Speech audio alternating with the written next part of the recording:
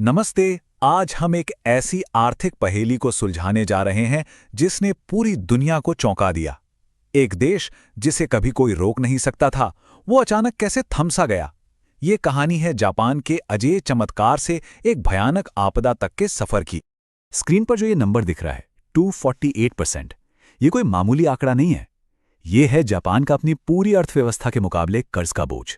इसी वजह से वो दुनिया का सबसे ज्यादा कर्जदार देश है। लेकिन ये कहानी सिर्फ कर्ज की नहीं है, बल्कि इससे कहीं ज्यादा गहरी है। ये सच्चाई किसी भी आर्थिक रिपोर्ट से कहीं ज्यादा चौंकाने वाली है। सोचिए, कंपनियां पैसे की कमी से नहीं, बल्कि इंसानों की कमी से बंद हो रही हैं। ये सिर्फ एक फाइनेंशियल क्राइसिस नहीं है, ये एक डेमोग्राफिक मतलब जनसंख्या का भूचाल है। एक ऐसा पतन जिसे समझना आज पूरी दुनिया के लिए जरूरी हो गया है। तो सवाल यही उठता है, आखिर दुनिया की सबसे डायनामिक इकोनॉमी इस तरह से ढह कैसे गई? इस सवाल का जवाब कोई सीधा साधा इकोनॉमिक एनालिसिस नहीं है, बल्कि एक ऐसी पड़ताल है जो हमें कई हैरान कर देने वाले मोड़ों से गुजारेगी। चलिए शुरू करते हैं। हर जांच की शुरुआत कह सकते हैं कि घटनास्थल से होती है। हमारे मामले में वो है जापान की आज की आर्थिक स्थिति। आइए देखते हैं कि ये संकट आज कैसा दिखता है। ये सिर्फ आंकड़े नहीं हैं, ये एक बहुत गहरे संकट के लक्षण हैं। जब कंपनियां दिवालिया होती हैं और स्कूल खाली हो जाते हैं, तो ये सिर्फ अर्थव्यवस्था का नहीं, बल्कि समाज के पूरे ताने बाने के टूटने का संकेत देता है। ये एक ऐसी खामोश आपदा है जो दशकों से पनप रही थी।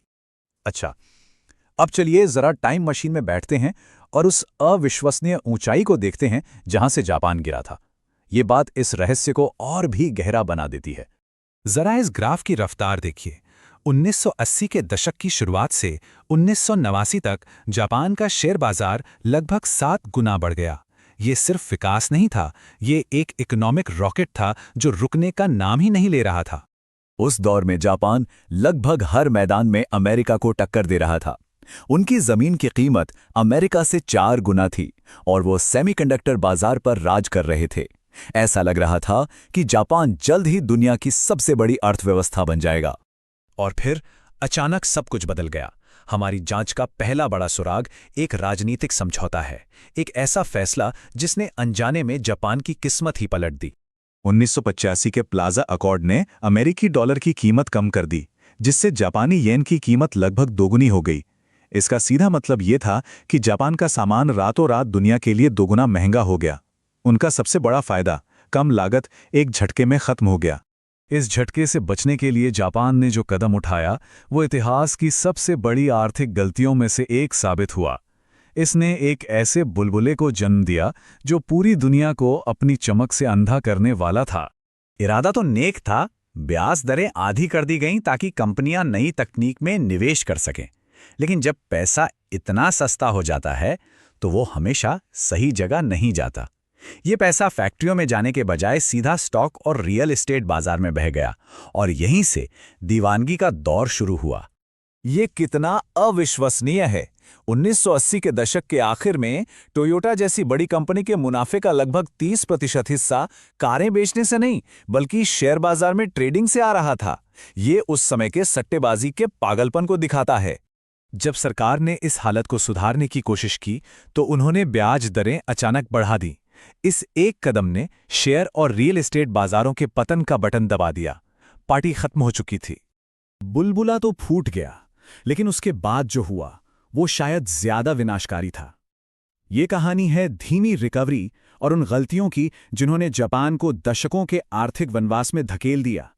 34 साल। सोचिए, एक पूरी पीढ़ी बड़ी हो गई, लेकिन देश की अर्थव्यवस्था वहीं खड़ी रही जहां वो 1989 में थी। ये दिखाता है कि उस बुलबुले के फूटने की चोट कितनी गहरी और लंबी थी। तो अर्थव्यवस्था ठीक क्यों नहीं हुई?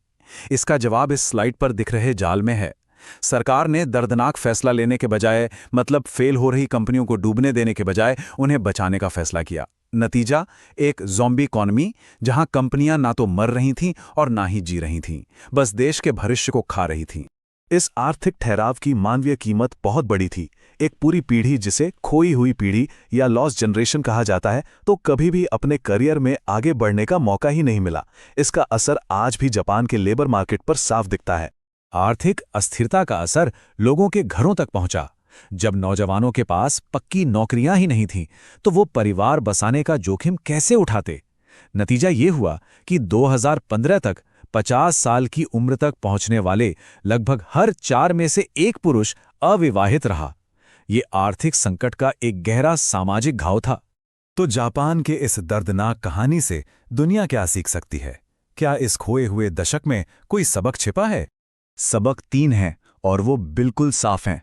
पहला, अर्थव्यवस्था को सेहतमंद रखने के लिए कभी-कभी कंपनियों को फेल होने देना जरूरी है।